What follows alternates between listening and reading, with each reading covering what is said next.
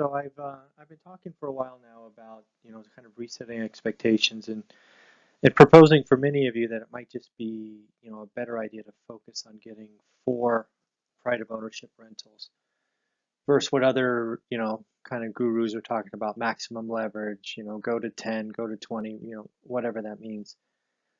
Well, I guess it sells books and maybe gets people to buy videos. I think many of you would be better off just focusing on getting to 4 in a time frame of, maybe 2 to 4 years, and then just seeing what that could do for you. So I thought I would just stop and do the math and, ask questions. Let me know what you think. So again, we're just going to review the plan right up front. You know, again, the plan's for you to have a better financial future without relying on big banks and stock markets and, things of that nature. We're gonna go into detail on the math of the first purchase, which will go through sort of line by line all the different variables that I think about.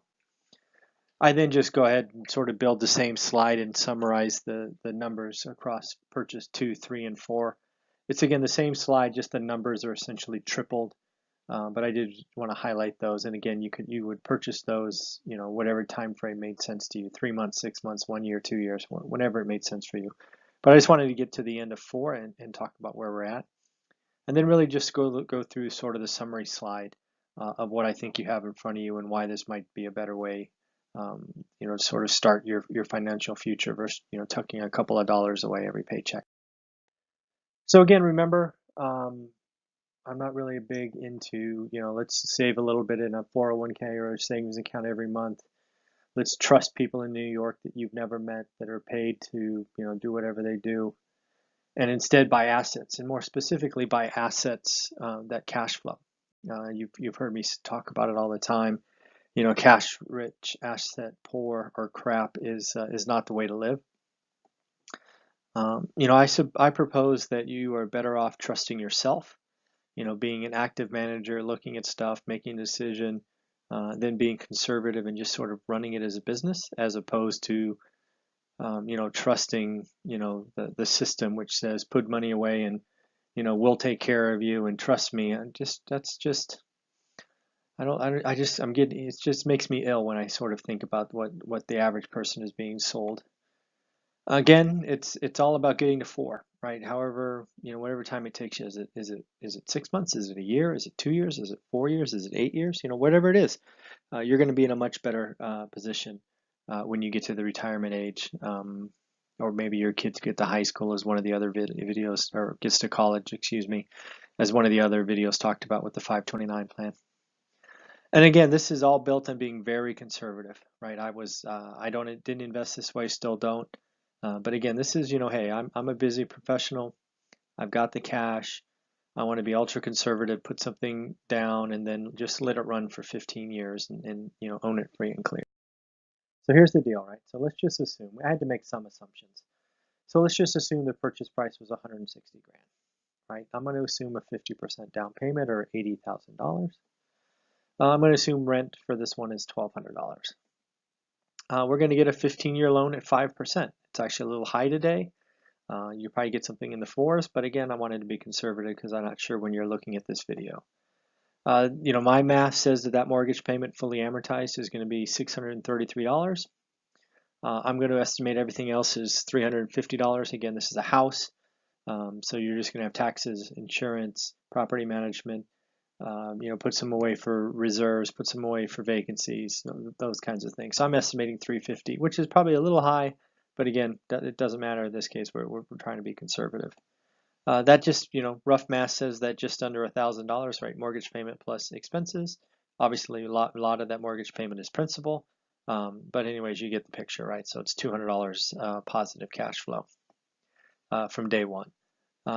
Again, sort of talking about what would likely happen, right? So in 15 years, I think it's fair to say that this house will be at least $300,000. It's hard to believe it wouldn't be.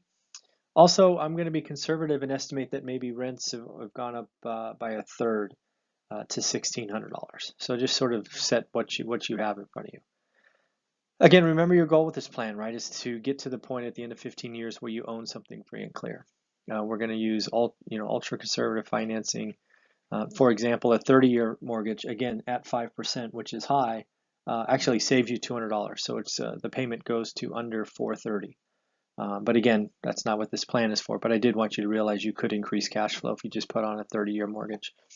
This is not about maximum leverage. This isn't about, hey, get 20, 25% down and get as close to zero as possible. That's not what's behind this plan. So don't get all confused why this or that, right? This is, you don't have to do it this way. It's just a suggestion for some of you professionals who are really busy.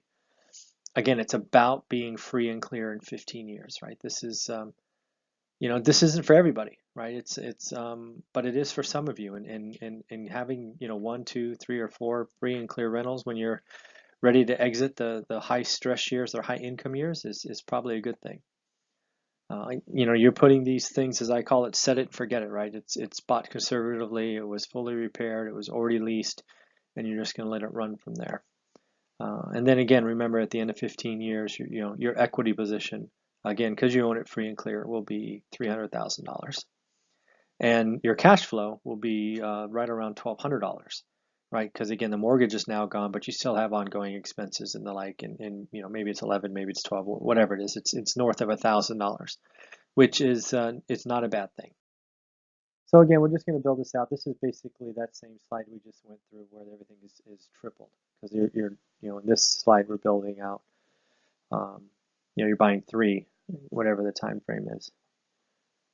So again, it's just really the same slide, just with different numbers. So you can go through this at your own speed or pause it. But again, the purchase price again is 160 times 3, so it's 480, so on and so forth. Again, the numbers are simply as before.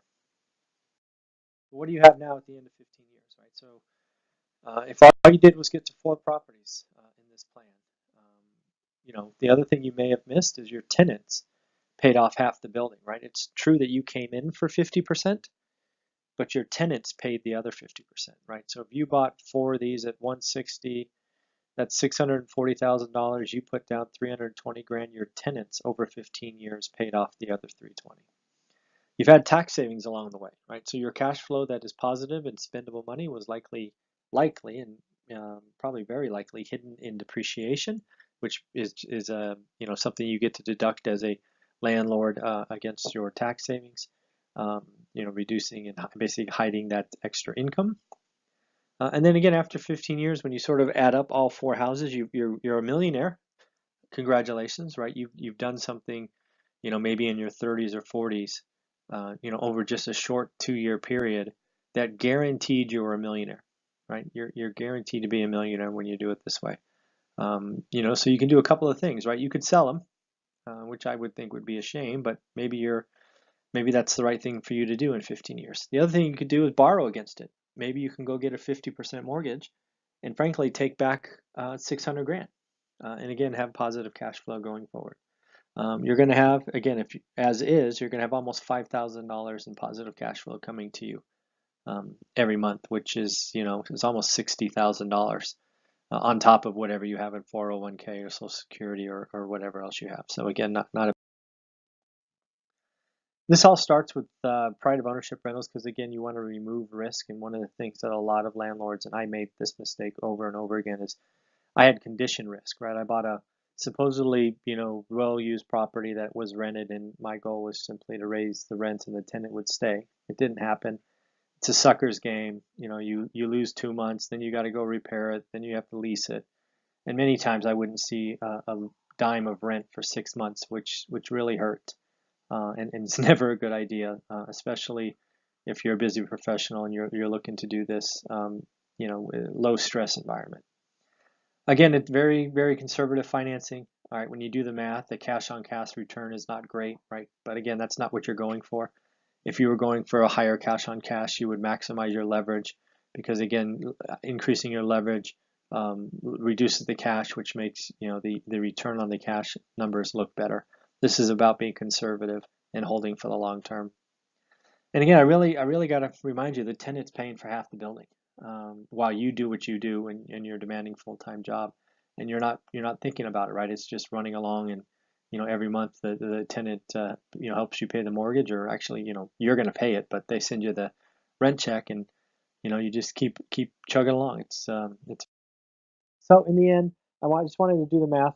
on what it would do if you were able to pull, 4 pride of ownership rentals. I think 4 is a great number because again, it's easy to get financing on these today. Um, so I think it's important to sort of do the math whenever we can. So in the end, if you like this video, hit the like button, leave a comment or question below. And if you have family or friends talking about real estate, please share this link. Maybe send it, tag a couple of friends and ask them to watch it because maybe it's something that they should do as well. All right. And if you have a question, my email is there at mzuber@onerentalatatime.com. Have a great day.